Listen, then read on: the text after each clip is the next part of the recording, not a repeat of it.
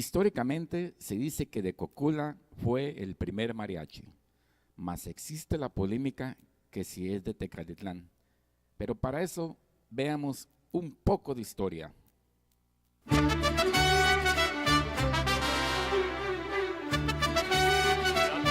de Santa Rita, vaquerito.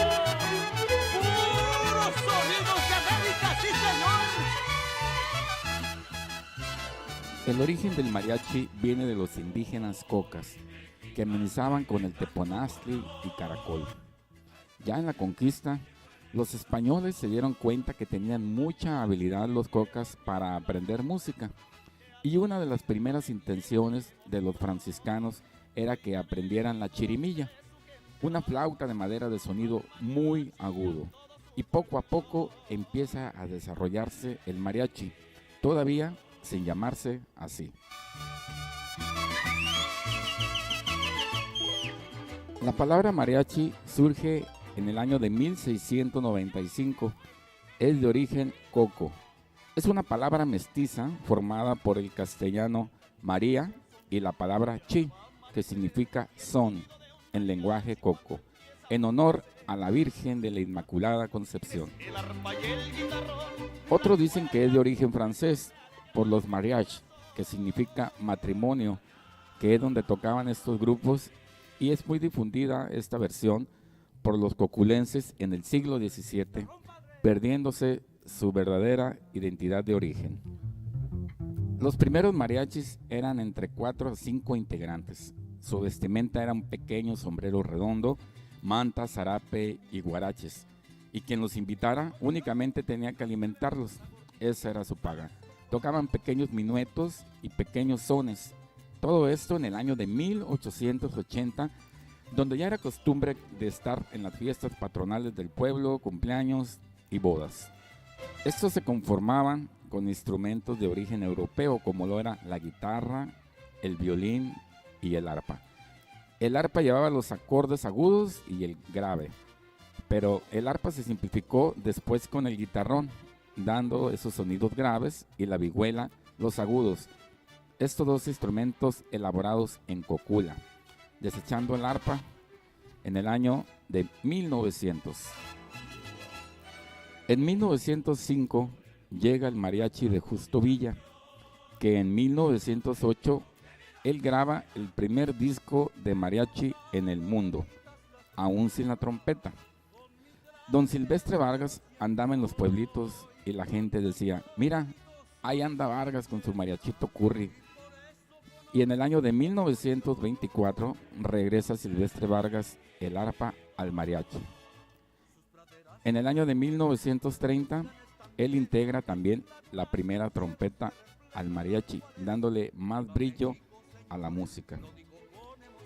En el año de 1932 hay un concurso en todo el estado de Jalisco de varios mariachis, ganando el de Silvestre Vargas de Tecalitlán, ya con el vestuario más tradicional de charro.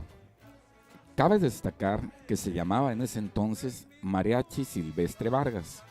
Después fue Mariachi Monumental de Silvestre Vargas, y para dar identidad a sus raíces, desde el año de 1950, Mariachi Vargas de Tecalitlán, tal y como lo conocemos actualmente. El general Lázaro Cárdenas, al escucharlos, los contrata y los invita para que los acompañe en campaña en todos los pueblos. Y al llegar a la presidencia, pone la nómina a todo el mariachi, pero como no se podía, lo registra como policías, imagínense. Y toca en los banquetes, así como cuando venían diplomáticos extranjeros de todo el mundo, sintiéndose muy orgulloso. Y fue el primer mariachi que recibió un sueldo ya establecido. Ya viviendo en la capital, participan en radio y en la época de oro del cine mexicano.